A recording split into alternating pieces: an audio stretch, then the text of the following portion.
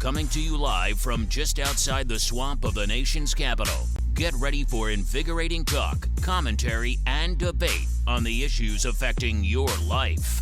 Grab your favorite drink. It's Nightcaps with Nate. Now, here's Nate.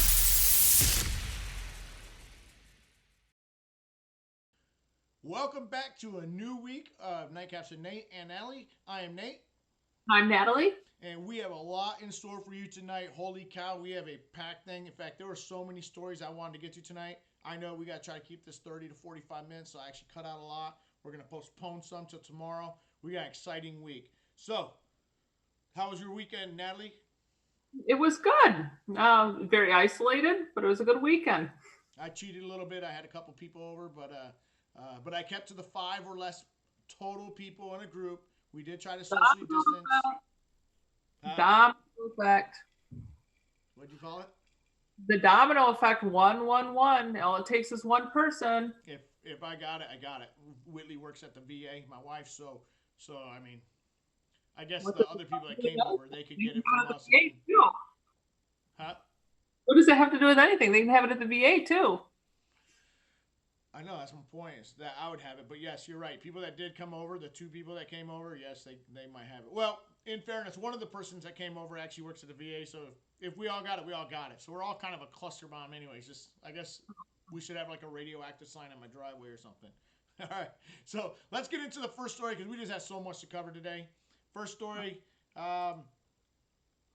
this is a fact check that actually went a conservative's way because the media typically beats up conservatives in these fact checks because you can make facts sound any way, and I don't know. I think a lot of these fact checks are opinion. But breaking news: Donald Trump and Joe Biden hold talks on coronavirus crisis. Oh, I'm sorry, this is not the fact check. That'll be in the next story. This is Joe Biden had said, "Oh, I would love to talk to the president and set him straight." And the media had asked President Trump, "Hey, would you be willing to talk to Joe Biden?" He's like, "Yeah, sure, why not? You know, Trump's not scared of anybody." And so Joe never made it happen. This morning, President Trump called him out on a tweet, and apparently the talk ended up happening after that. Donald Trump and Joe Biden hold talks on coronavirus crisis after 2020 Democrats slammed administration's response and offered to call the president. Is this bipartisanship or is this posturing? I don't know. You know, they're both establishment politicians. Yes. Yeah, Trump. Trump isn't traditionally establishment, but as soon he's not. I know he funded his own campaign, and I remember all the corporations who were, fighting him coming in. I remember that. But as soon as he came in, he fell right in. He's another Republican. Yeah, crazy. Trump was the first president. Bush, Obama, both. Oh, China's cheating. We're going to take them on if we win. They win. They cowered down because China counted on it. China was taken back when Trump actually did what he was going to do. And Trump said, "Hey, I'm closing the border. Legal immigrants, wide open, come on in. Illegal immigrants, you're going to have a problem here." And he did what he said. And it pissed the media off because the media and the left are used to Republicans posturing towards their base, but then softening once they get in office. And he's the one guy who didn't. He's the one guy that you can actually say, whether you liked it or not, what he told you he was going to do, he actually did it. Yeah, well, he's also taken us back about 20 or 30 years. We have not progressed under his leadership. You are crazy. I think we've done more under his leadership than probably any president since Ronald Reagan. Now, what you call progress, I call digress, and what I call progress, you probably call digress. So I'm fair, but the guy has actually taken us forward. Up until this coronavirus happened, he took a okay economy, an okay recovery, and put it on steroids. The stock market, our 401k, everything was booming. He took on China, and China just did it right back. You put tariffs on their, First. What? Who blinked first? There was a staring contest. Who they were playing chicken. Who swerved first? Yeah. Well, they just did it right back. So we're in the middle of a trade war, and for what? No, we're not. China blinked first because only 5 or 6% of our economy depends on China, whereas a whole hell of a lot of their economy depends on us. Our exports, imports, yeah, there's a trade balance, but they depend on us a lot more than we depend on them. The one thing that they can hold over our head, and actually we can hold it right back, is that they own about $1 trillion of our debt. But anytime We could go and print up $1 trillion coin and give it to them and say, there you go, paid back. Mm-hmm. And it would hurt them. But here's the deal. The only thing I'm debating on you about is calling him establishment. If any person was never a politician, then it was Donald Trump. And I still don't think he is. I was waiting because he's a narcissist, and so I was waiting for him to come into office and start blowing shit up, just start, blowing, just, He's been stopped everything he does. He gets sued in some liberal Ninth Circuit court, and then he ends up winning later in the Supreme Court. Turned into another Republican. We'll have to agree to disagree here. Trump 2020, baby. Trump 2020. All right. Now the fact check. Finally a fact check. And of course, it's not the typical fact checkers like factcheck.org and all the Washington Post crap, which we already know the Washington Post, New York Times have an absolute disdain for this president. USA Today, fact check, did the Obama administration deplete the federal stockpile of N95 masks? Because President Trump is saying, hey, he came into empty shelves. We rate this claim as true because Obama administration took no significant steps to replenish the supply of N95 masks at the Strategic National Stockpile after being depleted from repeated crises. Those crises include probably the Ebola or the H1N1 that they're talking about. Whose fault is it? Who's to blame here? Who's right and who's wrong? I think that they're both wrong. I think that Obama absolutely depleted those and didn't replenish them. I also think that Obama took part in defunding the CDC and the pandemic response team, and he was at least in the planning stages of that. But I think that Trump implemented it. So I think that both hands are dirty here. Where Trump is dirty is he had 3 years to fix it, so he can blame his predecessor all he wants, but you can't take it. You can't take credit for a booming economy and then blame the bad stuff on the previous president. You just can't do it. If you've been the president for 3 years, if this happened year 1, got it. Year 2, maybe. Year 3, nah, dog. You're a veteran in your administration now. That's your problem too. I will say though that the media is a biased media and that they only pin the blame on President Trump. Unlike you being fair right now, they only blame him, and they never blame their god Obama or Clinton when he was in office or anybody else. Check that came from the media. Huh? Just one?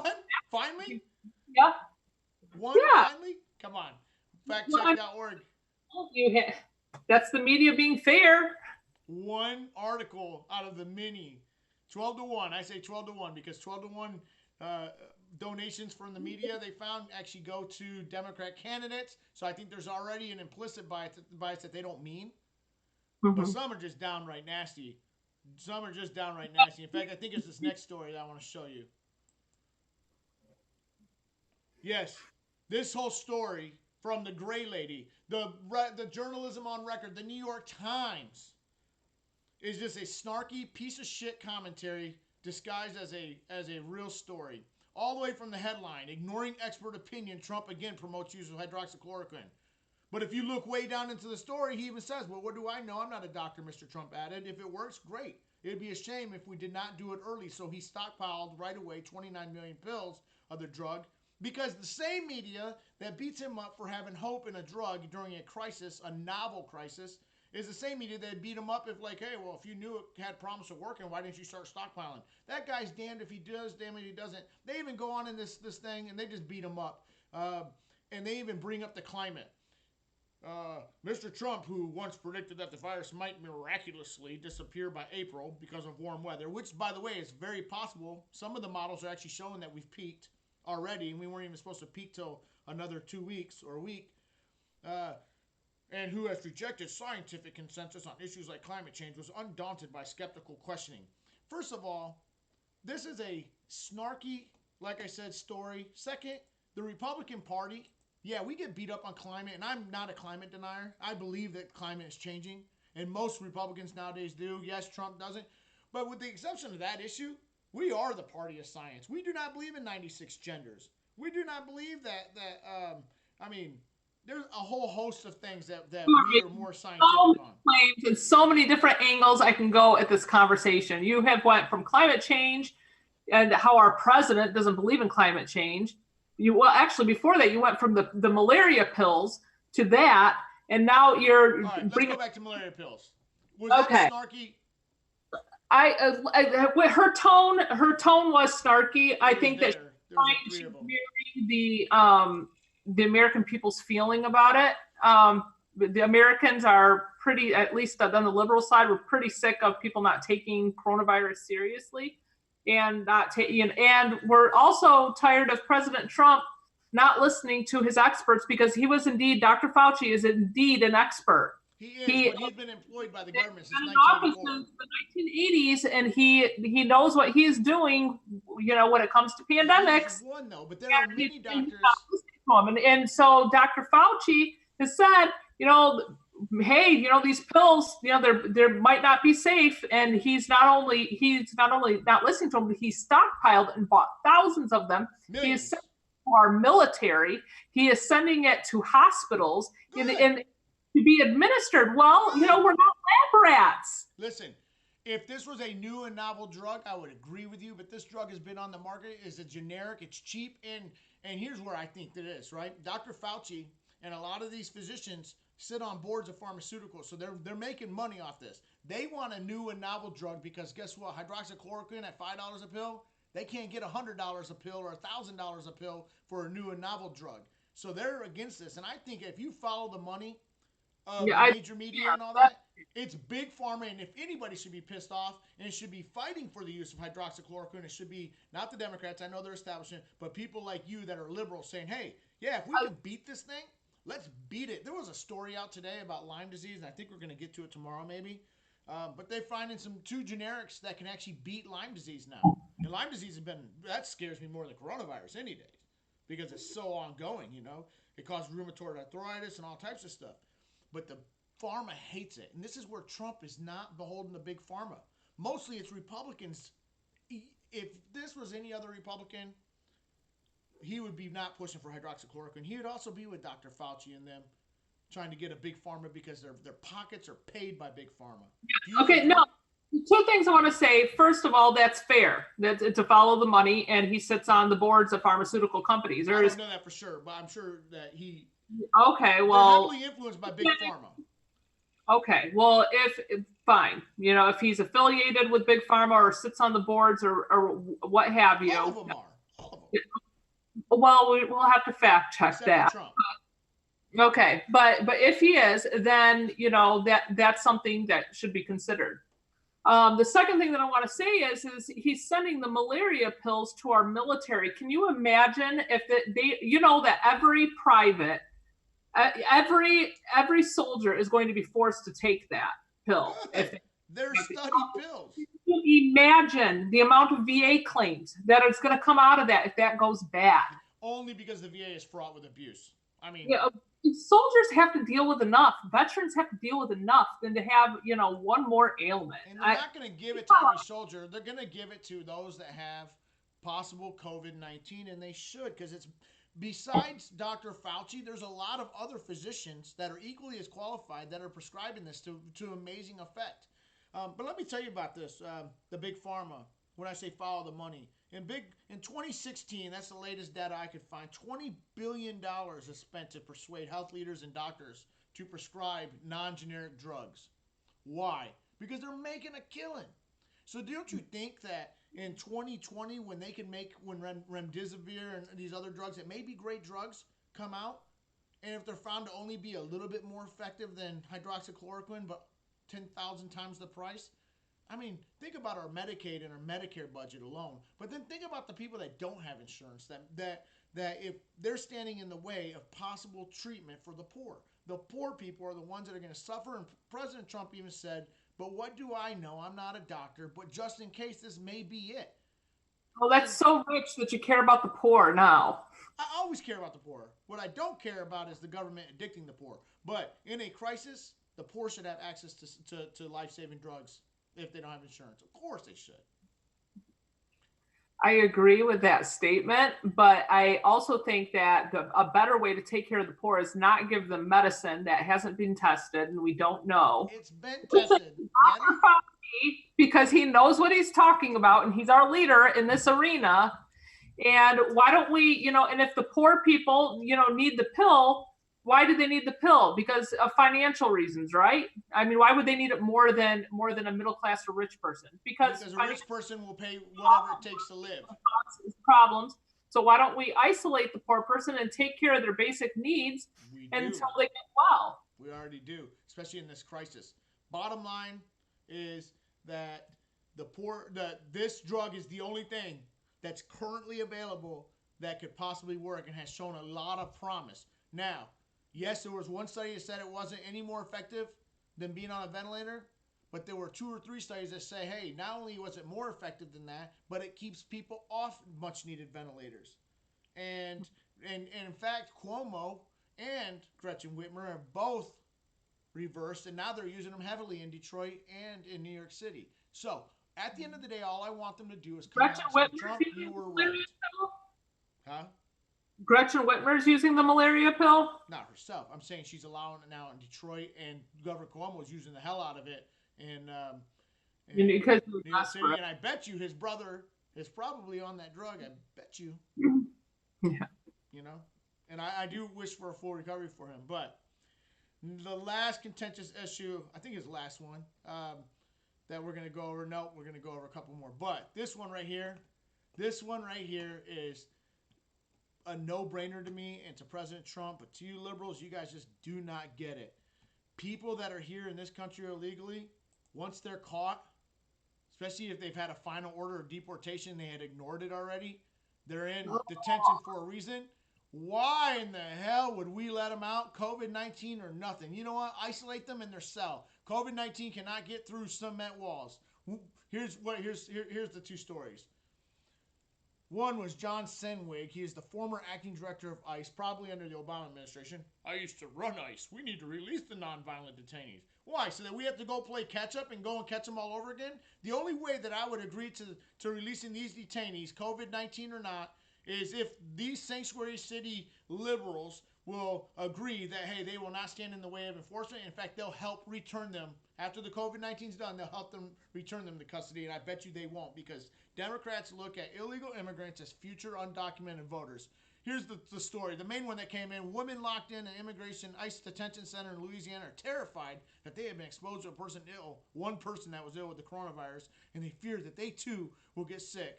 And so they've been trying to communicate through the world through their plight, so somehow they got a video out, and blah, blah, blah, blah, blah, and oh, Orange Man's bad because he's keeping them locked up. Well, guess what? You do crimes, you run, you ignore judge orders, you end up in jail. Measles, coronavirus, cancer, whatever, you end up in jail until you get deported. So I agree, we should let them go. Send them home. Once again, you have said about 15 things, and I can't get to them. Okay. You can go. Oh, well, I'll try. Okay, so the first one is that I agree with you that right now, weirdly, we should keep them confined because there's coronavirus about, and right now they need to, social distancing is the way to go. I agree with that. I did not take that position until a friend of mine, Miss Carolyn Doberty, brought that up, and she says it's probably, and she's very, very liberal, and she says it's probably best that they stay there because it's because of the sickness that's going on. Well, I agree with that, but they need to be isolated. They need to be cared for. They need to be given good medical care. They need to have that while they're in isolation because they're in our custody, and that's just if somebody's in our custody, we take care of them. That's what we do, and we do it in our jails, do it in our prisons. We need to do it at the border. The second thing that I want to say is that right in March and April, usually so in 2019, we approved the H-2A and H-2B visas. Well, H-2A alone was about 258,000 visas that we approved. Yep. H-2A, just to let our viewers know, is a type of visa. It's a worker's visa that is for agriculture. So we can quit. It's faster and it's quicker. We can take them and we can put them on our farms, and our farmers love them because they can get workers quickly hard workers who will work for them. And it's great for immigrants because they can get into the United States legally.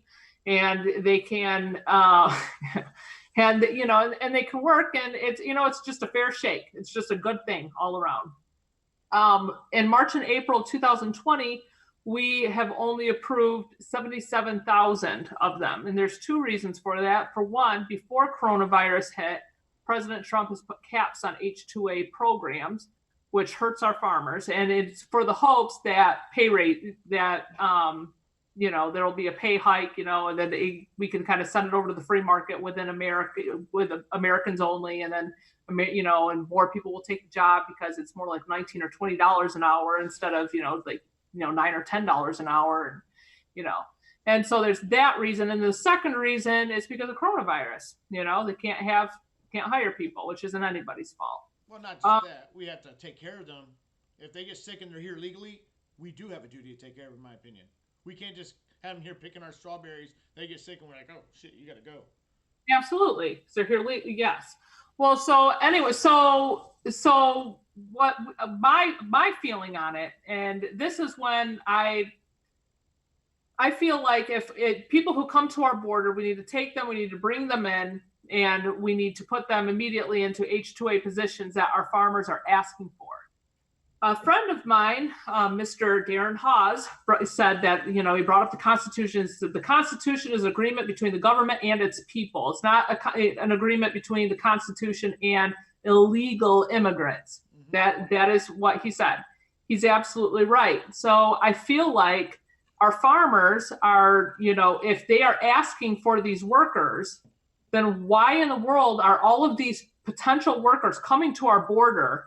And why are we sending them away when we can take them, quickly process them, and put them on the farms? I feel like that's for everybody. That is probably one of the best ideas I've heard, except for it won't work. Because as soon as we let them in, they report to their job for a day or two, and then they're gone.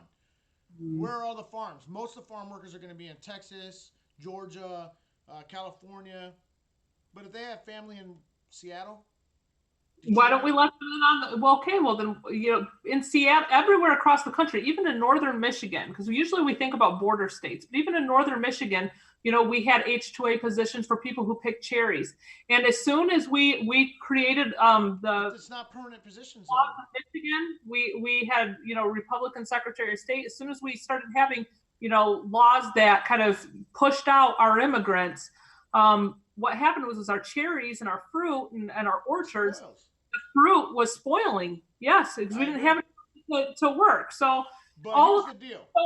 So let them choose. If they have family in Seattle or if they have family in Michigan or whatever, just say, hey, there's some farms out there, and then we can hook them up with a job. They're much more likely to stay, and it's a win-win for everybody. It's not a win-win because H-2A says that after the end of the season they go home. That's why they're migrant workers. They migrate in and migrate out. But it gets them. Make sure that they leave. They don't become a drain on our society. And I would be all for as many of those you want. During that time, if they applied for a visa and they were already an H-2A worker, if they applied for a visa, then their odds would probably be better. I mean, even you Democrats say, "Oh, we don't need a border wall because most of our illegal immigrants come from visa overstays, right?" Hmm. So guess what? That includes H-2A and visa overstays. Say that again. Sorry. Most of our illegal immigration comes from visa overstays. That's why the Democrats said, "Oh, we don't need a border wall," which is preposterous. They do, and that's a fair worry from you. I'll give you that. So once they come here, and by the way, they pop out a kid. All of a sudden, now that kid's a citizen. And now they're going to stay no matter what. It's here's the deal. So immigrants, I hate to use this analogy because they're not children, but I'm going to compare them to children. Okay. Uh-huh. So what happens with a child when you get them and you don't solve a problem? They're trying to solve a problem. They're breaking rules to solve a problem, and you don't solve the problem. They're going to figure out next time how to be more sneaky. They're going to figure out next time how to get around it. They're going to, because you didn't solve the problem, right? Uh-huh. So with immigrants, why if we keep taking the stance of deport, they're going to keep coming back because they have family here. They have people here. And I don't blame the immigrant. So why don't we put our energy into solving problems instead of just, ruining families. Because where do you draw the line? We can't have 7 billion people here. Here's my Not all deal. want to be We here. both like to say, here's the deal. Oh, Like Joe Biden, here's the deal. We need to arrest and heavily fine owners of corporations that knowingly hire illegal immigrants. Period. Point blank. President Obama was doing it. Why he quit, I don't know. President Obama was actually one of the better presidents on illegal immigration. He deported more immigrants than Trump did. Extremely tough on immigration. He got soft his last 2 years because he saw the writing on the wall. DACA and DARPA, he got soft. But he went after employers. And that's what I liked about him. Whereas George W. Bush was tough on immigration, but he went after the immigrants, but let the Koch brothers, rest in peace the one, but let them get away with it. Because here's what's happening.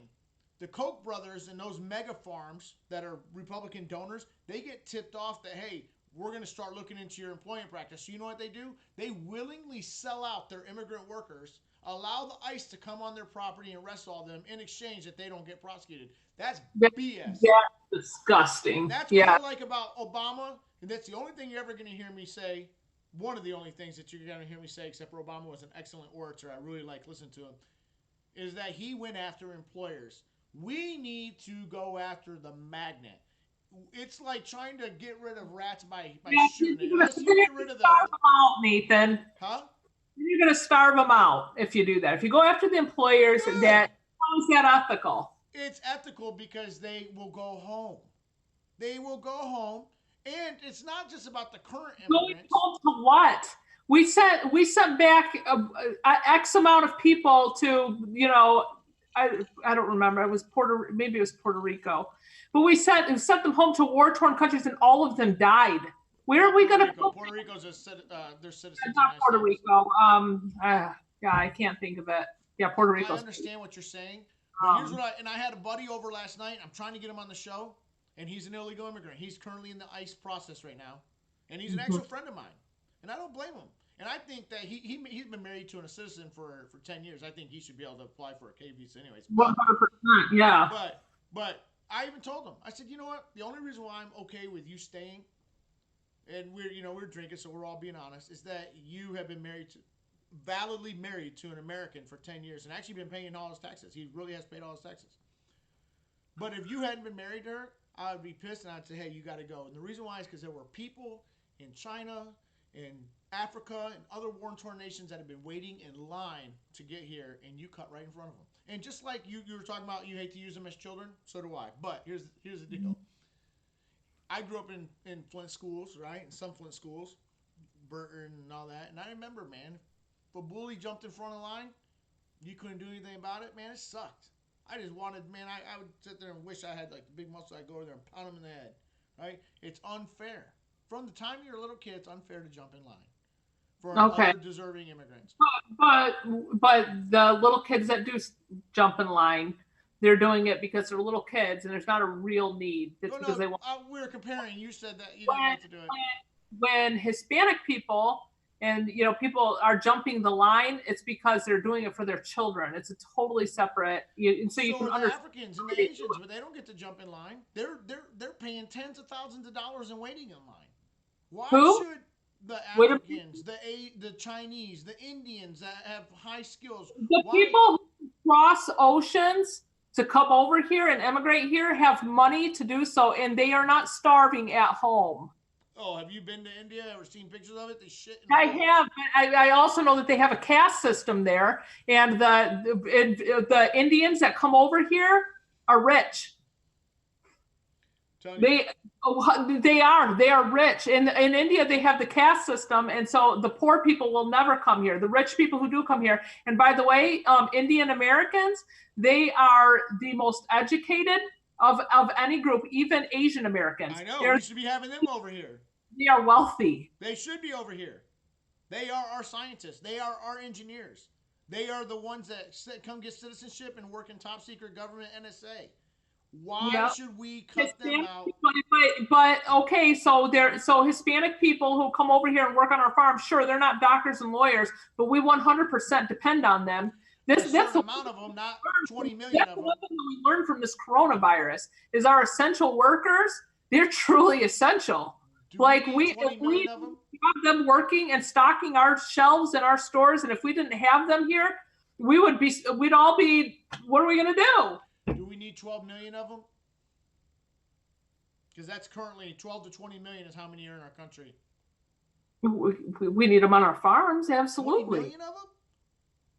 That's a hell of a lot of farm hands. Well, See, we always bring up the farms. You liberals always bring up farms. I don't know how many farms and how many farmer workers. You liberals always bring up the farms because, yes, Americans typically won't go and bend over all day and pick up cherries, but that is like 3% of the labor that immigrants take. Immigrants take hotel jobs. Immigrants take cleaning jobs. Immigrants take roofing jobs. Your own brother was displaced. I applied for a job when I was 18 at a hotel. I worked the front desk. There, you could not have paid me to do housekeeping. I was not going to do housekeeping. And it's that mentality that that Americans in general have that is the reason why we need them over here. And when I grew up, there were friends of mine in Flint and Flushing, Michigan, who depended on going into the construction trades because it is a skills trade and they can make a lot of money. And your own brother, my twin, Brandon, who was on the show as well, was displaced by immigrants. He was fired as a roofer for no reason, came back to the site like 2 or 3 days later to get his final pay, and guess who was up there on the roofs? All undocumented immigrants. Because and you guys love taxes, you liberals, but guess what? When somebody like a roofing company hires undocumented, they pay them under the table. So what's little known fact about taxes is that you don't only just pay taxes to the government, but your employer also pays taxes on you to the government. That's what funds our workman's comp and our roads and your socialist programs. So when they can say, hey, amigo, come here. We know you're not going to turn us in for tax evasion because you're here illegally too. It's a win-win. It's a criminal enterprise. I'm going to pay you $15 an hour, which is decent money for them, right? $20 an hour. But they're not really paying them $20 an hour because on an American worker, they would have to pay 20 plus the high taxes that the government puts on them to pay for socialist programs. You liberals should be the one most pissed off because it's robbing your socialist programs when employers are not paying taxes. There's a small problem with your equation. Banks, where are they going to put their paychecks when they get paid? Even if they're getting paid and they're not being taxed, even if they're handing them cash, where are they going to put their money? Who cares? They have to put it in banks, and if you have any deposit, if you have over $10,000 in your bank over the course of a year, the banks have to report it. They don't use banks. They carry cash. Okay, they carry cash for utilities and everything else. They carry cash for everything. Yeah, they use money orders. Look it up. Google it. Immigrants do not use banks because you have to have a social security number. You have to prove your existence. Companies are robbing your socialist programs right now, greedy-ass companies, and they're also robbing Americans out of jobs. Period, point blank. And if you love socialism, then you love taxes. And guess what? Immigration, illegal immigration, not good legal immigration. I welcome you all in. If you're legal, come on in, baby. But illegal immigration not only hurts the American worker, but it hurts the tax base for your socialist programs and your Democrat politicians are selling you out for future votes. Put them in you. And if everybody stopped this war and everybody came together to look for solutions, then you would find solutions and we wouldn't have this. We will never have solutions because they look at undocumented. Why do you think they want mail-in ballots or no voter ID? But that's a whole other issue. We're going to move on. I love debating you. It's great, but aren't you a constitutionalist? I am a constitutionalist. If you need an ID card to buy cigarettes, that's constitutional. Then you need an ID card to pass voting is a constitutional right, and some people cannot get they cannot get IDs. You know, you're so out of touch with poor people and people who live in rural areas that poor. I know exactly how not to be poor. That's why I'm a conservative, because I did not follow in our footsteps. Yes, but you joined the military at 17, so you don't understand what winners do, losers don't. You did a good job. I'm not trying to make that claim. What I'm trying to say is that your jobs are different than people working 2 or 3 jobs and trying to get, you know, Still and would've figure done it. out how they're going to get there in the first place. They show up. Look, here's the thing: is that they think, and for like people who are against voter ID laws, the Republicans are thinking in terms of statistics. They don't think about like, you know, well, it's the right thing to do to bring an ID with you. You know, they don't think like that. They think generally, they think macro, not micro. They think macro, and they think if we put this law in place, X amount of people, X thousands of people will not vote. For whatever reason, That's they not what won't. they're thinking. I've never Yes, known. it's how, It's bullshit. I Listen, know what they we're do thinking because, of is that we I know. know they do because I was a marketing major. I know I know how people think in So- statistics, and that's how they think. That's not how they think. That's not how the Republican Party is not thinking, hey, how many people can we keep from voting except for illegal voters? All right, let's Yes, move on. it's a war between the Republicans and the Democrats. It's why I call myself a progressive. It's a war between the two of them. They both think in statistics. They absolutely do. All right. drink your wine. Ready? I'm Next already story. done with it. I need a refill. Next story.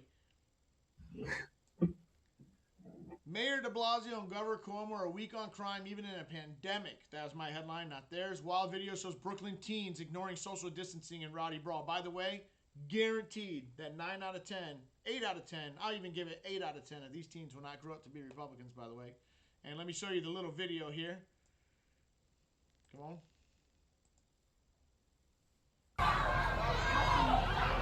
Hold on, let me call right back. So wild, nigga, look at that side. Fast forwarding here.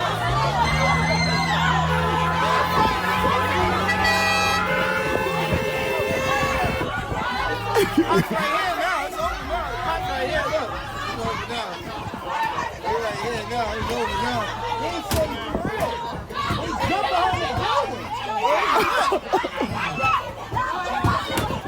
Oh, shorty wailing, bro. Oh, you just got sprayed. Oh, she just got sprayed. Oh, they just got sprayed. They jump on the building.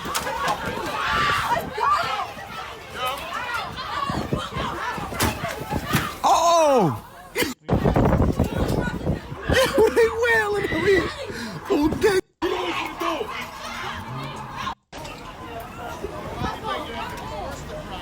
Now, mind you, this is during the COVID outbreak.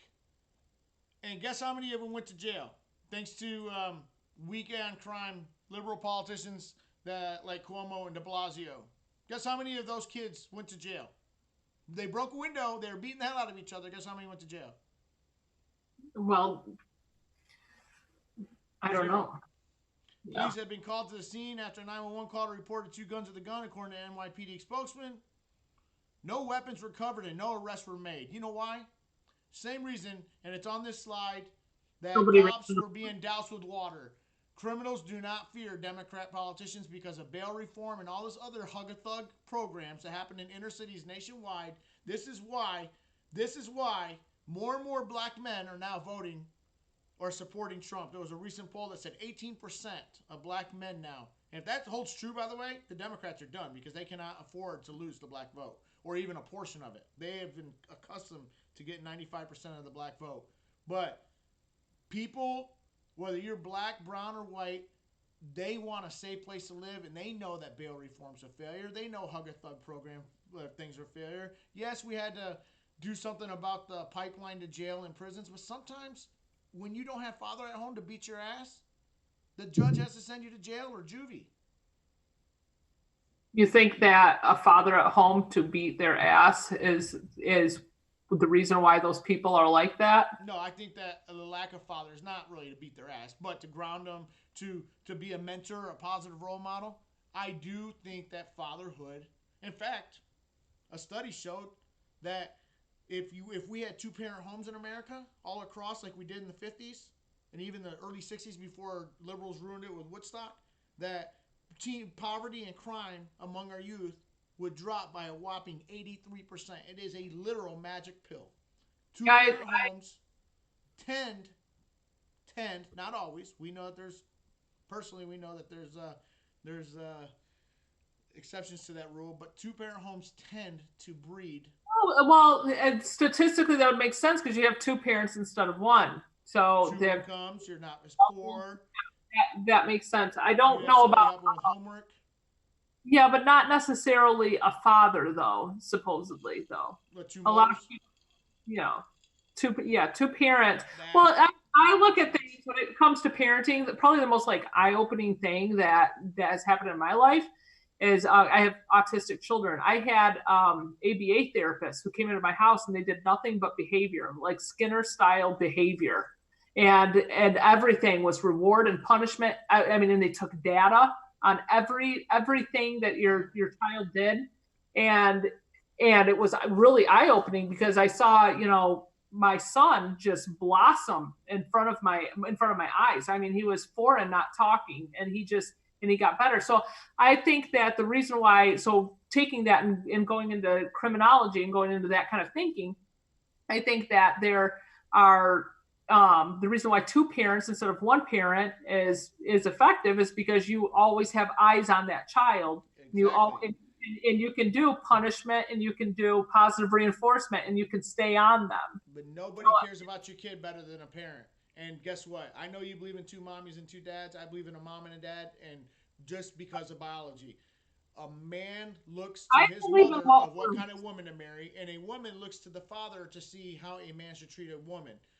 Every boy, teenage boys and girls, they need a dad in their lives. There's things that fathers, that's why even the liberals in President Obama, again, giving him props, fatherhood initiative. He was very big on the fatherhood initiative because he was a young black boy, man, and when I mean boy, not in a racial way, he was a young boy, and he said as a young black boy, I needed a father.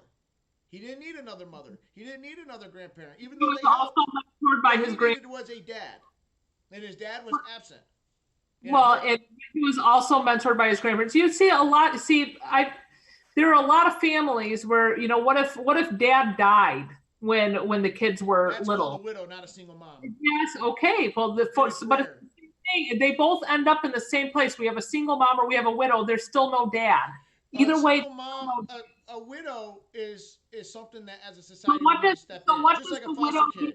But single parenthood largely is not always. Yes, there's cases of abuse and all that stuff, and I'm not dismissing that. But largely, divorce is a selfish endeavor taken even by my ex-wife because she wasn't happy anymore. Guess what? Sometimes you stay, and then if you can't work it out, then you grow the hell up and you learn to work it out outside of the traditional family where dad has an integral role in those kids' lives. The problem with inner city, including Flint, Michigan, where we grew up, is that there's too, and they glorify it in rap songs and stuff, there's too much of treating women like bitches and hoes instead of women that need to be cherished. And if you make a baby, you be the daddy. You're there for it. Your teenage life is over. It's over. You have now created an adult decision. You are now a dad to that child, including child support. And that's where I give Michigan credit. Michigan has the strongest child support enforcement rates, and yet still they have a 50% no payment rate. And that's the strongest in the country. They are strict. I think that whatever works for the family. I mean, I've seen a lot of, in our family, there was mom's friend, Becky and her daughters. She was a single mom the entire. Smokers get lung cancer. And she raised, a surgeon. Jessica, her daughter, is a surgeon. Not all smokers get lung cancer, but we know, in the macro sense, as you were talking, that we don't push cigarettes because it can cause lung cancer. In fact, did you know only 1 in 3? Making a rule for everybody is also unwise. People should do what works. Yeah, I stay married. I'm married for almost 10 years now, and I stay married because that's what works for our family. I love John. And it works for us. What works is a traditional family, and we need more of it, especially in the inner cities.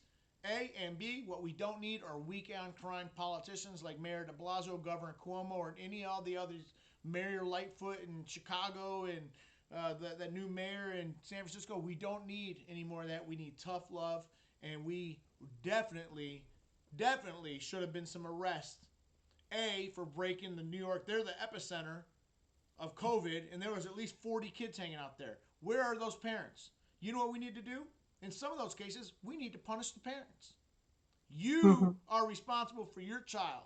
And if your child is out in a group, you go to court. I'm not saying put them in jail, the parents.